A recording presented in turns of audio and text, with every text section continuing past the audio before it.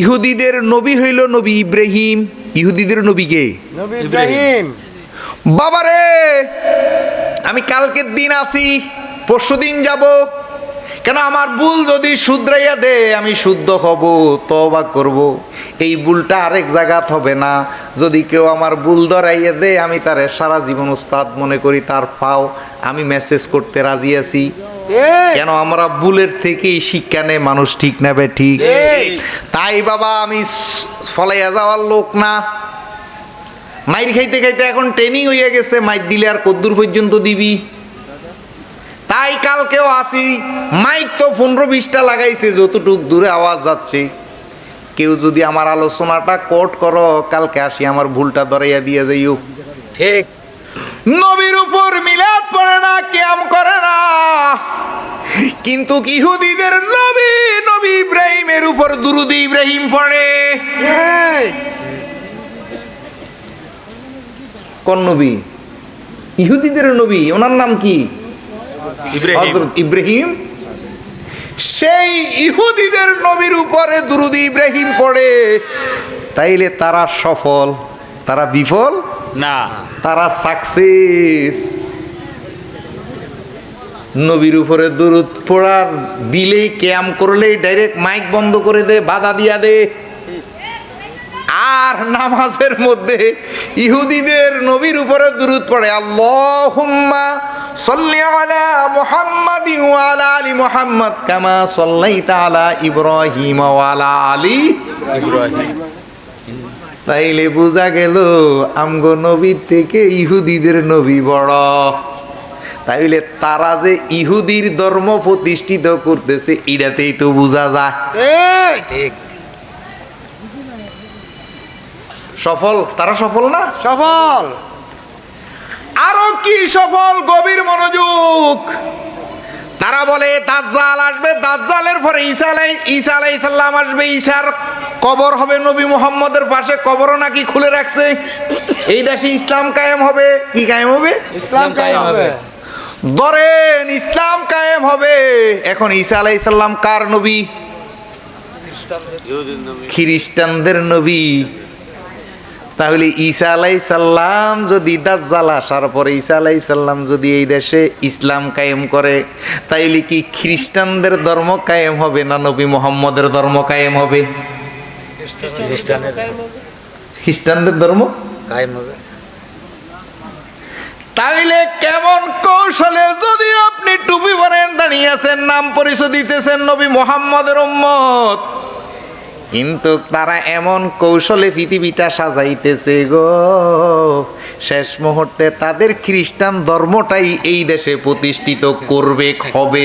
এইটাই তো বয়ান করতেছে, কিন্তু আমরা তো বুঝতেছি না। এখন না আমরা গবেষণা করার পর বুঝতেছি কিরে ঈসাকে। ঠিক। আপনাদের এই এলাকায় ক্ষমতায় গেছে জামাতে ইসলামের এমপি, কি নাম? ইজ্জতুল্লাহ। এই এলাকার জামাতে ইসলামের এমপি। এখন কি সে এই দেশে জামাতে ইসলাম কায়েম করবে না আওয়ামী লীগ কায়েম করবে? জামাত ইসলাম কায়েম করবে। না জাতীয়তাবাদী বিএনপির দল কায়েম করবে? জি না। সে চলে বলে কৌশলে, হ্যাকমতে, বুদ্ধি, দেমাকে, যত কিছুর বিনিময় হোক তার দাঁড়িপাল্লা ঠিক রাখবে। ঠিকই রাখবে। এই ইজ্জতুল্লাহ এই এলাকার মধ্যে যত কিছুর বিনিময় হোক তার দাঁড়িপাল্লা করে রাখবে, ঠিক না বে ঠিক? না আওয়ামী লীগের দিকে যাবে? তাহলে ঈসা আলাইহিস সালাম যদি খ্রিস্টানদের নবী হয়, আর এই দেশের মোল্লারা যদি মাঠে ময়দানে ওয়াজ কইরা কয় একদিন ঈসা আলাইহিস সালাম আসতেছে কিয়ামতের আগে, আসার পরে এই দেশে ইসলাম ধর্ম কায়েম হবে, তারপরে ইসলাম ধর্ম কায়েম করে তিনি ওই নবী মুহাম্মদের কবরের পাশে, মাজারের পাশে ওনার দাফন হবে, তাহলে কি খ্রিস্টান ধর্ম কায়েম হবে না ইসলাম ধর্ম কায়েম হবে? খ্রিস্টান ধর্ম কায়েম হবে। ওরে হ্যাঁ তো কয় খ্রিস্টান ধর্ম কায়েম হবে, বুঝি গেছে। তাইলে এখন খ্রিস্টান ইহুদিদের দালাল কারা? চিনো তোমরা? চিন্তা করো, আমাদের দরকার নাই। আমরা সুফিবাদের মানুষ, আমরা বুঝি গেছি আমাদের দারাজতুল্লাহ সত্য, আমাদের গুরু সত্য, আমরা গুরু লইয়া আছি। ওই কি হবে সেটা আমাদের দেখার বিষয় নাই। আমাদের ইজ্জতুল্লাহ জামাতে ইসলামের এমপি হইছে, ক্ষমতা বলে উনি এই এলাকার কলাউড়ার সাতক্ষীরার উনি এমপি হইছে। উনি যতদিন এমপি আছে আমরা অতদিনে ওনাকে মানতে হবে। এই দেশে এই সাতক্ষীরার জমিনে আওয়ামী লীগ বিএনপি যাই আছে সবাই এখন ইজ্জতুল্লাহর আন্ডারে গেছেন গা, গেজেট প্রকাশ হয়ে গেছে। আবার 5 বছর পরে আপনারা সিদ্ধান্ত নিবেন, ঠিক নেবে ঠিক। আপনার না মানলে, আপনি এখন যদি ইজ্জতুল্লাহরে না মানেন, আপনি আওয়ামী লীগ করেন, আপনি এই দেশ এই এলাকা ছাড়ি চলে যেতে পারবেন? মানা ছাড়া উপায় আছে? এই যে আপনি মোবাইল চালাইতে আছেন, প্রত্যেক সেকেন্ডে ব্যাট দিতেছেন কি দিতেছেন না? 10 পয়সা 5 পয়সা ব্যাট দেন না? এই ব্যাটটাই ইজ্জতুল্লাহর কাছে যাইতেছে। এবার আপনি আওয়ামী লীগ করেন আর বিএনপি করেন, যেটাই করেন কেন, এই ব্যাটের টাকা দিয়েই এই জামাতে ইসলামের এমপি ইজ্জতুল্লাহ আপনার রাস্তা করবে, আপনার ওই বিভিন্ন সাই সমস্যা যা আছে সব করবে। তাইলে আপনি ওই রাস্তা দিয়ে হাঁটবেন, আপনি ওইখান দিয়ে চলবেন, তাইলে ইজ্জতুল্লাহর নামাইনার আপনার উপায় আছে? জি না। তাই বাবা সুফিবাদের লোকদের, দারাজতুল্লাহর লোকদের, এরা দুনিয়ার বাদশাহী চায় না। আল্লাহ কোরআনে বলছে, কুলিল্লাহুম্মা মালিকাল মুলকি তুতিল মুলকা মান তাশা ওয়া তুইজ্জু মান তাশা ওয়া তুযিল্লু মান তাশা বিয়াদিকাল খায়র ইন্নাকা আলা কুল্লি শাইইন কাদির। জোরে বলেন আলহামদুলিল্লাহ। ওই দেরাজতুল্লাহর লোকেরা দুনিয়ার বাদশাহী চায় না, আল্লাহর বাদশাহী চায়। কার বাদশাহী চায়? আল্লাহর বাদশাহী। আর আল্লাহর বাদশাহী দুনিয়াতেও আখিরাতেও। এই যে দেরাজতুল্লাহ আজকে যার দরবারে আসছেন, তিনি দুনিয়ারও বাদশা, আখিরাতেরও বাদশা। আর দানিফাল্লার এমপি এই ইজ্জতুল্লাহ এই দেশের, উনি কয় বছরের বাদশা? কয় বছরের? 5 বছরের। বর্তমান তারেক রহমান ক্ষমতা আসছে কয় বছরের? 5 বছরের। 5 বছরের। আর দেরাজতুল্লাহরা, গৌসুল আজম মাইজ ভান্ডারীরা, খাজা বাবারা, ওলি আল্লাহরা, তারা 2 কুলের বাদশাহ। জোরে কোন সুবহানাল্লাহ।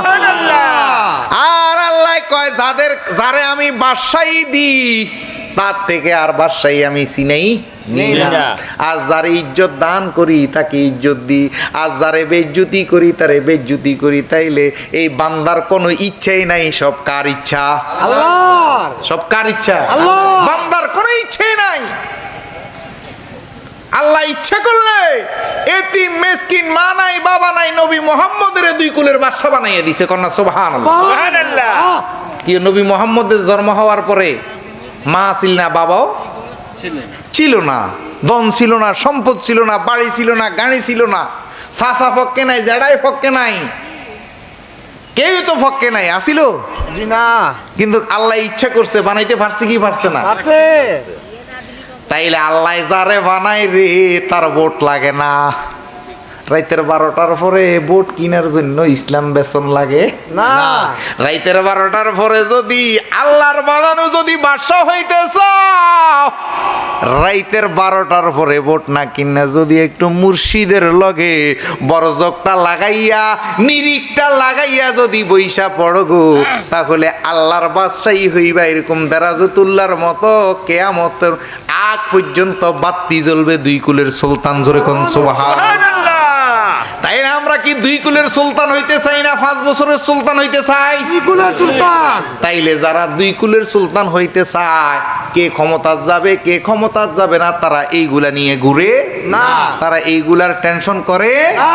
তারা শুধু একটাই টেনশন করে, কিভাবে নিজেকে পবিত্র করে, নিজেকে শুদ্ধ করে 2 কুলের বাদশা হইয়া, মুমিন হইয়া, ইমানদার হইয়া, মুসলিম হইয়া কবরে যাওয়া যায়। জোরে বলেন আলহামদুলিল্লাহ।